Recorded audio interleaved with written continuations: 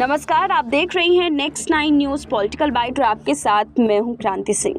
UP नगर निकाय चुनाव सियासी दलों के लिए बड़ी परीक्षा बन चुका है, लेकिन कहना शायद गलत नहीं होगा कि दूसरा चरण असल में सियासी दलों के लिए किसी अग्नि परीक्षा से कम नहीं था। दूसरे चरण के लिए 11 मई को मतदान होना है। बीजेपी, सपा और बसपा तीनों के लिए ही दूसरा चरण चुनौती से कम नहीं है।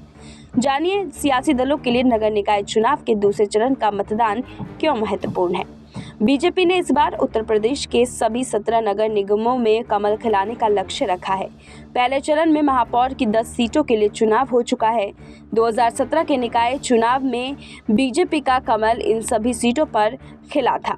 दूसरे चरण में 7 नगर निगम के लिए चुनाव होने हैं। उनमें से 2 सीटों पर 2017 में बसपा ने जीत दर्ज की थी। 2017 में बसपा के टिकट पर मेरठ और अलीगढ़ का मेयर बना था। शाहजहांपुर में पहली बार महापौर का चुनाव हो रहा है। न्यायपालिका के रूप में यहाँ पर कई वर्षों से समाजवादी पार्टी की साइकिल दौड़ती रही है। शाहजहांपुर की हवा को भांपकर इस बार बीजेपी ने सपा की महापौर पद की प्रत्याशी अर्चना वर्मा को अपनी तरफ खींच लिया था।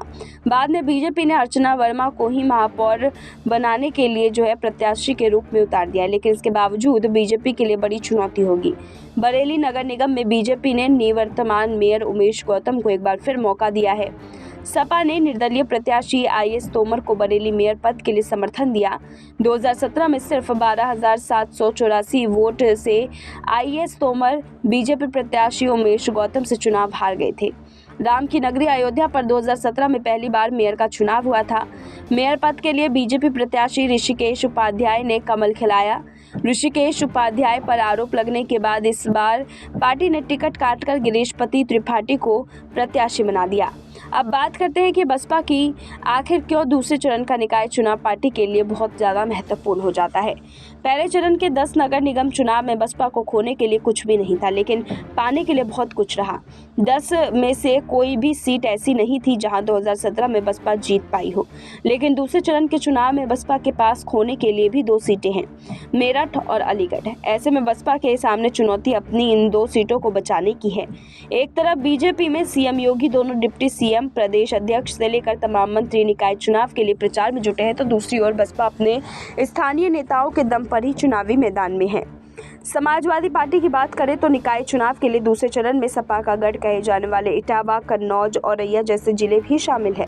सपा अध्यक्ष अखिलेश यादव भले ही कर्नाटक चुनाव प्रचार में जुटे हैं, लेकिन राष्ट्रीय महासचिव शिवपाल यादव ने इटावा में ही डेरा डाल दिया है। इटावा में पार्टी के लिए कई बागी नेता भी हैं। ऐसे में शिवपाल यादव खुद इटावा के समीकरण दुरुस्त करने में जुटे हैं।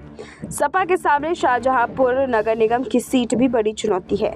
शाहजहांपुर में पहली बार नगर निगम का चुनाव हो रहा है, लेकिन इससे पहले नगर पालिका में हमेशा सपा का कब्जा रहा है। इस बार बीजेपी ने सपा प्रत्याशी अर्चना वर्मा को बीजेपी में शामिल कर दांव चला, तो उसमें सपा के सामने साख बचाने की चुनौती है। बरेली नगर निगम सीट की बात करें तो सपा ने इसको अपने सिंबल दिया था, उसे शांत बैठा दिया, जबकि इस सीट पर निर्दलीय प्रत्याशी IAS तोमर को समर्थन देने का ऐलान किया था। इसकी वजह से वोटर में कंफ्यूजन की स्थिति भी दिखाई देगी। फिलहाल देखना बेहद दिलचस्प होगा अब इस पूरे मामले में आगे की रणनीति क्या तय की जाएगी। फिलहाल इस खास रिपोर्ट में बस इतना ही। देश दुनिया की तमाम बड़ी खबरों के लिए देखते रहिए नेक्स्ट 9 न्यूज़ पॉलिटिकल बाइट।